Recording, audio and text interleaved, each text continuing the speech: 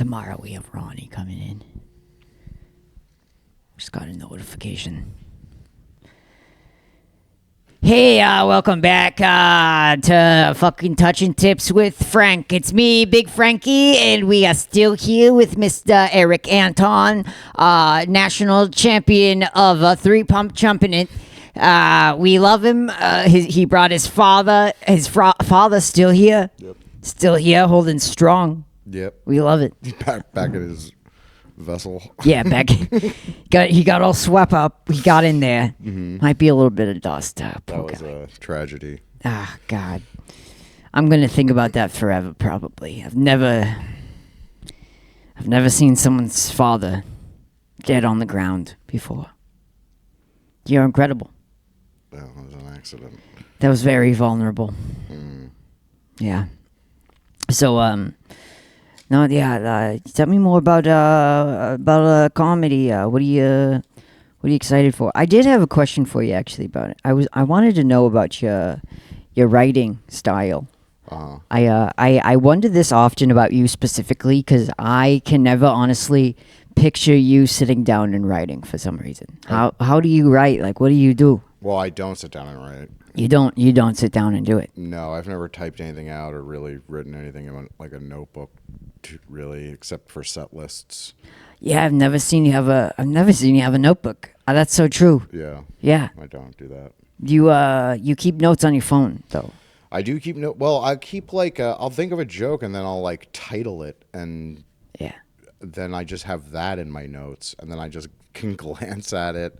It'll be 1 to 3 words usually, and then I know the joke, so right. I just have to see which one's next and then tell it. Yeah. Yeah. No, I like that. Oh, I had a burp. Sorry. What do you when you I forgot what I was gonna say. I am very interested in those. So it's doesn't Louis C.K. or something do that too, where he just thinks about it and then he just goes on stage. Someone else I just watched an interview too, where they go. I don't know. They don't write at all. They just. No, I don't physically write anything, but usually I'll have the germ of an idea. Right. You know, I usually get an idea from talking to somebody, through a conversation or whatever. It sparks an initial idea.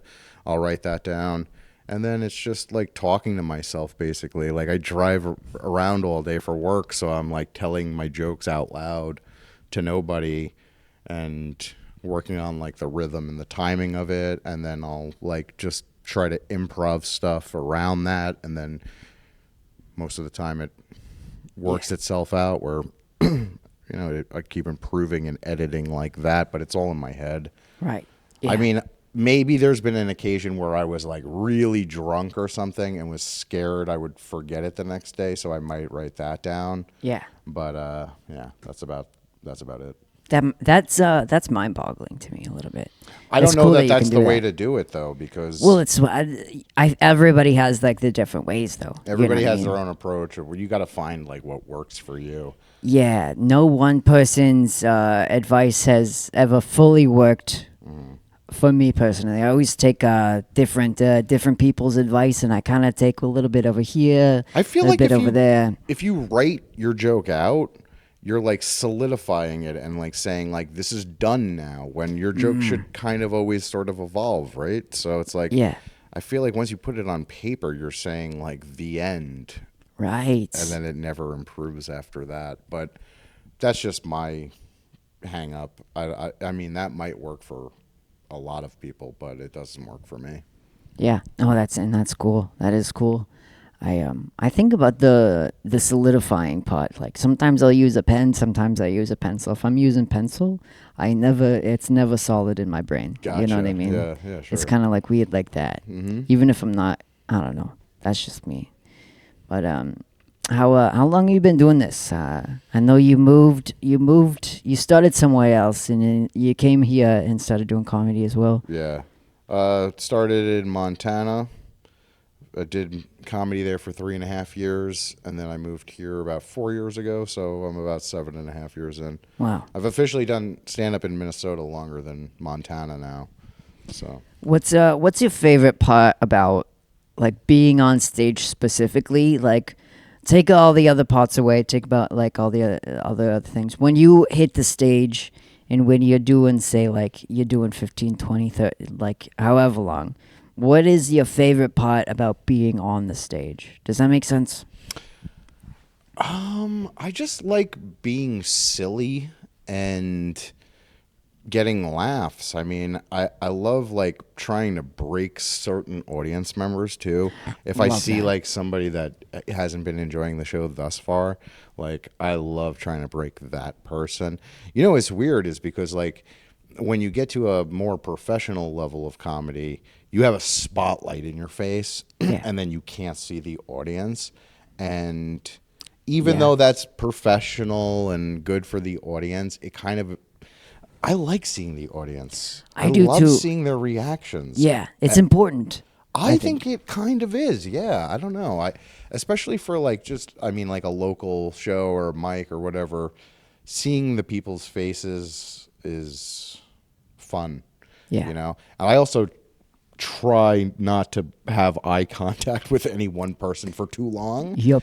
But at the same time, you kind of want to have eye contact with everybody at some point, Yeah. you know, to like bring them in and make it more intimate. But Right. like, you know, when you do a show and there's like 4 people there, having eye contact with like one person for 30 minutes is like Treacherous. they don't want to be there. No person in that interaction wants to be doing that. You know what Yeah, I mean? that's so but like we're awkward. both being kind to each other while we're doing this awkward thing, this awkward weird dance that we don't want to do. There's nobody here, but we have to do it because we want to get paid. You know what I mean? And they want to be supportive, and they already sat in the chair and bought the beer. You know Yeah. what I mean? It's a weird dynamic in those kinds of situations. Yeah, always unfortunate when you don't get an audience, but That's practice though too. it does. You know. Yeah, it helps. What would your favorite part about being off stage be? So the writing process of jokes is by far my favorite part of being a comedian. Interesting. More so than the performing. That's so interesting. I love coming up with a new joke that I think's really funny, and then I love improving it Yeah. and finding like the right delivery and whatnot for it, and then bringing it to the stage is really fun too. Like I do love performing stand-up comedy. It's a whole other element, but the inception and then editing process of jokes is funny. This is a piece of advice that I give to all younger people is always honor your bits on stage. So Yeah, explain that a little bit. so when you write a joke, the thing that's funny about it to you is how you're delivering it, right? So like it's so much funnier this way than this way. But sometimes when you come to the stage, you get nervous, you get shy, you don't want to put the same enthusiasm into the joke in front of people as Right. you practiced it. Yeah. And then that's when you start bombing. Right. Yeah. So yeah. I always try to like honor my bit by like giving it the enthusiasm and performing it the way I wrote it. Yeah. And it 100% is worth doing that. Like, You ever you ever give like you have a bit where it's like a certain like amount of energy you kind of have to put into it. yep. Do you ever like get on stage and you just go, I don't know if I have an energy for like this specific bit, or like I don't know if I can perform it in this way because I'm feeling a little bit off. Do you have jokes like that, or do you feel like that, or are you easily able to just kind of go right into it when you're on stage? There's sometimes when I look at my set list and I'm like, oh, I don't want to do that next. You know what I mean? Right. Like, not that I don't want to do it at all, but it just like, I can sense while I'm up there, this doesn't work here. This Yeah. is a bad transition. This one shouldn't be here. So I'll skip over it. And then there's joke. Yeah, like it is a struggle. Like when you have something super silly and you know, you're really expressing yourself and you're being physical and stuff, it's embarrassing as fuck when it bombs. Oh yeah. You know what I mean? But Yeah. you have to commit to doing it like that. Yeah. And just bomb if it bombs. But like, Yeah. I would rather bomb, but know that I did what I was here to do. You did the work. Then bomb because I just suck. Yeah. You know what I mean? So it's always, again, it's always worth doing it. Yeah. The way you wrote it. Yeah, there's something to say about like bombing too. It's like I feel like you sometimes have to bomb, you know, like you kind of have to. I don't know. I don't know how to express myself. But I don't know. I think bombing is a little bit important. It's like what you said. You have to fully commit to it, and that's the work. I'm gonna go around that thought for sure. Can I tell a Joe story? Yeah, please do. So I did a show with Joe in Rochester at Bull's Beer House, and Joe had opened for me a bunch of times for like a year and a half, and then he got to be the headliner and asked me if I would open for him, and I was like so excited to do that for him, right? Yes. So I went to this show with him, and had a great set. He had a great set, and then he comes off stage like all like miserable. And on the car ride home, I was like, "What's the matter, buddy?" And he goes, "I don't think those people really liked me." And I was like, "Well, first of all, you killed." But I don't think he did that night. Second of all, I said that to him. I go, "You talk about drinking cum out of a toilet like you're not going to be everybody's cup of tea." You know what I mean? Like, which there's honestly, a 93-year-old woman in the front row. You thought you were going to get her with that? I have before. You know what I mean? I mean, he has. Yeah, fucking whatever. Fucking know your audience. I was like, that's all I had. I know. Yeah. I love it. 30 minutes of cum jokes. Isn't that for sure? Such a fucking fascinating thing about being a comedian is that it's like the more you write and the more material you have, the longer your sets are, and it's you're always writing this line like your whole career of like, I can do 10, so they make you do 12. And then it's like you can do 20, they make you do 25. So it's like you always don't feel like you have enough to do what you have to do at the show. And then it's like, and now, you know, it'll be like, oh, I have a half hour and they want me to do a half hour, so I can't ditch anything and do like my favorite. Yeah, you 20. Just kind of have to fucking send it. Do it all. Know what I mean? You know what I mean? Yeah. So it's a constant fucking struggle, our profession here, but it's the best. It's a good struggle. There's a reason I gave up the guitar. I was so in love with music my entire life, and then at 32 years old, I was like, I'll probably never play like a music open mic ever again. Interesting. Like the second I started stand up, I was like, oh, I am naturally way better at stand up than I am at music. Like, right. I practice so much music and like all that stuff to be mediocre, and comedy comes like so naturally to me. Like, I'm not bragging because, you know, obviously coming up with material is the hardest part, but like little things that like other people struggle with, like hand gestures, facial expressions, that type of, even delivery or your voice on stage, are things I have never put any thought into, and I just do it naturally. Yeah. But the writing part is obviously nearly impossible. You know what I mean? Well, especially when you're starting from scratch. Yeah. You know what I mean? If you're coming up with just... I'm 7.5 years in now, and I feel like I could probably do a special in about a year. How much time do you think you have? I have at least 45 right now. Okay. Maybe 50. Definitely not an hour.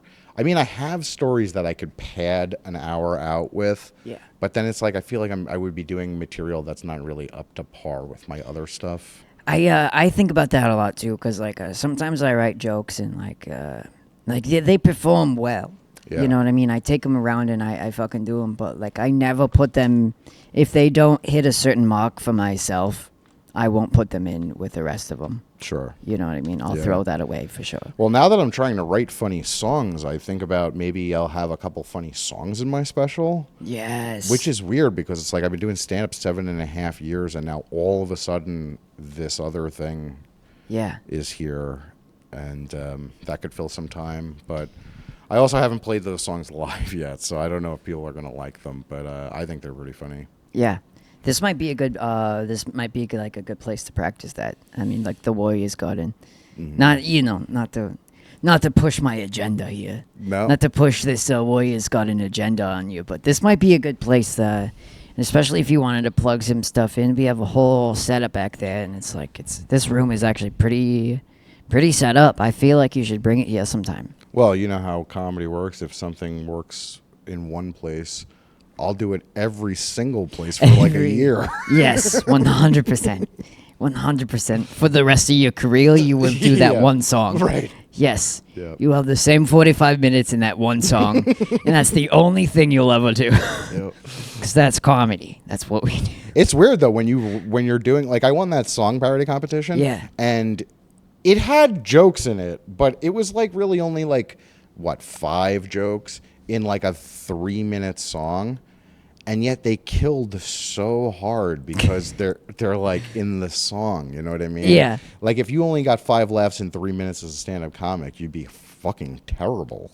You'd feel kind of sad. Well, I shouldn't say. Yeah, I'm not gonna speak for everybody. You know, sometimes you get one laugh and you go, "Thank fucking God." Yeah. You know what I mean? Yeah. There's some nights where it's like, just one, just give me one. Oh. 5 minutes of just brutal, just honesty from the other comedians and people. I honestly think that the reason that I write so many like one-liners or short jokes is a defense mechanism. Yeah. So it's like when one doesn't work, I could be like, well, how about this next thing? Yeah. Quickly. Quickly. Because the painful silence of a joke bombing is like stressful, and so much anxiety comes with it. And bombing is like the absolute worst thing. So it's like, I'll do anything I can to not bomb up there, you know? So Yeah. that's why I'm like rapid fire sometimes. I have to remind myself on stage to like take a breath, don't rush. I have a habit of like practicing a set and it's 20 minutes and then I go and I do it and it's like 14 minutes. Yeah, Because I now just you're rushed stressed. the whole way. And it's like, I've been dealing with that since I started. The first time I did stand up, I did 5 minutes and it was like 3. And then the next week I did it again, different 5 minutes, and it was 3 again. So I was like, well, that's 6, right? So I went and I did 6, and it was somehow less than 6. And I was like, it was 2.5. what is happening here? Right. You know, I don't know if like when I practice, I'm like pausing for laughter or something, or it's just like the second they know it gets nothing, I just like, ugh, Yeah. here's another one. You Yeah. know? So I think my style just got like born out of that anxiety and like trying anything I can to avoid that silence. That's interesting. That's good. I like that. And you do have like a really good pacing though. I have noticed like you do have a consistent pacing despite what we just what you just said Well, when it's working. Right. Yeah. Yeah. Which often it does. And but I like it because like I don't know, you have like a rhythm to you, and it's a little bit faster than other people's, but it's not like too fast where it's like too rapid fire, because that can just be like, that's overwhelming to be an audience member and it's too rapid fire. Yeah. You're just shooting, but you do it at a very good pace where it's like you'll let everybody kind of breathe for a second. You know what I mean? Sometimes. There's also this idea where if you get a really big laugh and it's like the laughter's going up, and then it peaks, right? If you can hit them with something else right after the peak, it's going to be another peak that's even higher. Yeah. So it's like a momentum that you're building for yourself. Yes. Oh. But other times you do need to back off, give them a second. And I don't know, a lot of times with one-liners, you're taking such a hard left turn into a different subject that you can't hit them with that like that. Yeah. You need to back off for a second, change the subject, and then get back into it. But Yeah. I also that's, don't really know what I'm talking about for anybody listening. I'm fucking keeping up. I don't know. I'm no professional, but I like what you're laying down for sure. Thank you, buddy. You know, and it's kind of about how you structure your set too, and like how you building your set, because I I've seen some people and they just do random stuff, but you can work in your callbacks and you can work in. It's really about how you're setting up your set too, and just like setting yourself up to have those peaks and then have those. Yeah. You know, like I Well, I that's call them another one of rolling. those things that we were saying earlier. Like, you're trying not to bomb, right? So I don't want to ever bomb because I was unprepared. Right. So I always have a set list if I'm doing a show. Maybe not a Yeah. mic, but a show, I always have a set list. I've always practiced it a couple times to make sure it's like generally the time that I'm supposed to do. Right. And then I also hate seeing people bomb because they have bad mic technique, and it's like the audience can't hear what they're saying. Yep. So if you notice, like, a lot of time when I'm on stage, I have the mic like right here. Yeah, I'm Right. always. I'm eating this fucking mic. Yeah. So I never want to bomb because people can't hear me. You know? Right. You know how many times I've like almost entirely lost my voice because I'm like talking so loud because the sound equipment's shit, and it's like, Yeah. I do anything I can to not fucking bomb, man. There's been so many mics I've been to lately where it's like the sound system is like slightly soft. I'm sitting in the back and it's like normally I can hear it and it's just like not going well. That's just like you brought that up. It's, Yeah, I mean, there are a lot of obstacles. or like you kind of have to understand what kind of microphone you're holding. Like these are pretty good. They're pretty directional. You know what I mean? But like then you get to some that's like you just have to speak just like this, so you're getting nothing out of it. You know what I mean? Yep. Yeah, equipment is important. Equipment is huge. Yep, sound. Sound. Pretty important. Letting it travel throughout the room. Yes, very important. Very important. Well, yeah, man. I feel like I had some other specific questions because I wanted to know about your writing a little bit, but yeah. Do you have? I one time heard this advice that said the best advice that you can give a brand new comedian is to quit. I don't understand that. I think it was I think because they said like if you tell a new comedian to quit and they do, then they're not supposed to do it. I see. Well, there's a lot of different types of people that call themselves comedians, Fair. right? Very fair. Yes. There's people that go up on stage every once in a while, once a month or so, and they do the same 5 minutes every time. Yep. I don't think of those people as comedians. You know what I mean? Fair. I will give you a point for that. Yeah. So I don't know. There's a difference. I mean, I think stand-up comedy is an art. Yes. And craft. Yes. Right?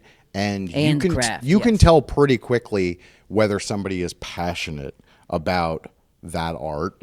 Yes. And I would never discourage somebody that is passionate about their art. You know what I mean? Yeah. In any art form. So, yeah, I think that's terrible advice. If there's somebody who doesn't have the skill set to be a comedian, interpret that however you will. Okay. Yeah. I mean, I wouldn't discourage those people either, but you can pretty much tell that that's who they are and that they'll never be great at it. And I try to cheer everybody on who's doing it. And the thing that I love about stand-up is that, like, no matter what level you are, even if you're brand new, everybody has something good. Yeah. You know what I mean? Even if you watch a guy do 20, let's call it 10 minutes, and 9.5 minutes are silence bombing, he had that one thing that was really good. Yeah. You know what I mean? Everybody that lives in Minnesota, it's unbelievable. I come from Montana, started comedy in Montana, and it was literally like, I don't want to say what city, but like 90% of the comedians that lived there were fucking terrible. Like, unbelievable. Shout out bad. Montana. Sorry. Also, shout But out. Here, I moved to Minnesota, and it's like everybody's great. It's We have unreal. so many good comedians. It here. is unreal how many good comedians Yeah. live in Minnesota, and dude, being friends with the funniest people in the Midwest is like, just what a joy that is. I love that so much. I love comedians. I love being friends with comedians. I love car rides with comedians. It's the best. When I see like jealousy and stuff like that amongst the comics, it really makes me very disappointed. Like, because I want to be like, if we're doing the same thing, you know what I mean? Like, we should be brothers for life. We should be working together. Yeah. Is really what you know what I mean? It disappoints me that there's jealousy and like backstabbing and gatekeeping and stuff. Yeah. But as far as the talent goes in Minnesota, it is unreal. I can't believe how many fucking people are here that are so hilarious, and headliners, and even like you go to the terminal and it's like you watch 80 people go up in one night. Literally 80 and people. It's like, again, all of them had something great. Like it's crazy, but I don't know. Yeah, everybody, not only something great, but everybody has something to say or something they want to say. Everybody wants to be seen a little bit. Mm-hmm. You know what I mean? Everybody wants to feel heard. You know what I mean? Like, and that's why I like comedy too. Is like I love. And someone told me this is like a negative thing the other day. They're like, yeah, if you talk to new people right away or whatever, and you're a bad person or something like that. And I was like, that's crazy. It's because like I love like meeting new people, like watching people. The first few weeks or the first few months watching a comedian like break in to the scene is very magical. It's so cool to watch. You know, I always try to support new people. Like, 100%. You again, have to. if they do 5 minutes and 4.5 of it is nothing, I always will be like, I loved this thing you said. Yeah. You know what I mean? Yep. To encourage them, because no one did that for me when I started. You need these things. I didn't have anybody like complimenting me or like when I started doing comedy in Montana. So like when I see people doing it here, starting out, I'll tell them like, I loved that. That's great. Maybe expand on that or something, you know, just to be encouraging. And I don't know. Yeah. No, it's beautiful. It is art and it is a craft. Yeah. Yes. I don't think regular people understand that part of it. No, absolutely not. Absolutely not. I don't think people like outside of like comedy. I think a lot of people watch comedy on TV and they go, "Oh, that's seems a lot easier than it is." Yeah. Do you know what I mean? Like for me, I'm constantly crafting is what I would call it. It's like I have this idea and now I'm just reworking it until it's the right words that I want to say, and it's like comes out clearly for everybody, because my brain doesn't fucking work. No, I thought I was like funny my whole life, Yeah. in my day-to-day life, like always funny, class clown, all that stuff. And everyone was like, "Oh, you should be a comedian. You should be a comedian." And I was like, "Oh, I feel like I am a comedian, so let me go try it." And then immediately was like, "Well, what am I gonna say?" Yeah. You know what I mean? Yeah. So the writing is such a bitch. It is so hard, but keep with it. Fucking and load up as much as you can. Editing's hard, and then letting a bit go is hard too. Oh, especially if it's like a little passion project that's just not working out. You're just like, I just want this to work out so bad, and it's just dog shit. Yeah, I had this bit about Napoleon's dick. Of course, yeah. You know how it's in like a glass case in a museum? Yeah, I worked on it for like 3 months, and which is so long for, you know what I mean? And I literally every time I did it, it was improved. But it was never good. Yeah. It never crossed that line. So I fucking finally just threw it in the garbage. Yeah. I have a few like that. Yeah. Man, I've been trying to work out this bit about being the humbling guy. You know what I mean? And what do you mean? I just Joe's got this bit where it's like he's like the humbling friend, and it's like he got picked up by his friend, and he's like, "Oh, I had such a bad day, and then I thought about your life, Joe, and I realized my life is pretty good. Your life is shit." I like it. And it never performs as well as I want to do, and I can't find the ending to it. I cannot for the life of me find the ending to that joke. There's also the opposite, where a joke does way better than you think it's going to. Oh, and I hate that too, because it's like, fuck you guys. And then it's like a crutch where it's like, you know this is going to work, that you know this is going to kill, but you don't feel anything when you do it. Yeah. And it's like I need it sometimes. I need to throw this in there when, but inside it's like I'm not passionate about it anymore. It's like when I start a set list, like I have a set list here for tonight.